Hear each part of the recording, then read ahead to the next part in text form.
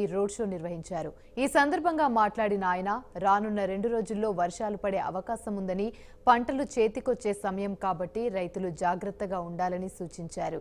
ఆరుగాలం శ్రమించిన రైతులు నష్టపోవద్దని, త్వరగా ధాన్యాన్ని సురక్షిత ప్రాంతాలకు తరలించాలన్నారు. జిల్లా యంత్రాంగం రైతులకు అన్ని విధాల సహాయ సహకారాలు అందించాలని కోరారు. అందరికీ నమస్కారం. ప్రత్యేకంగా రైతులందరికీ కూడా నమస్కారం తెలియజేస్తా ఉన్నాను. వాతావరణం బాగోలేదు.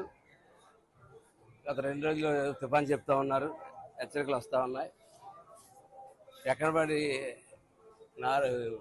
ఊడ్చిని ఎక్కడ ఉండిపోయి, నూడ్చిని అక్కడే ఉండిపోయి, ప్రతి చోట రోడ్ల మీద కళ్ళాల మీద ఉండిపోయి.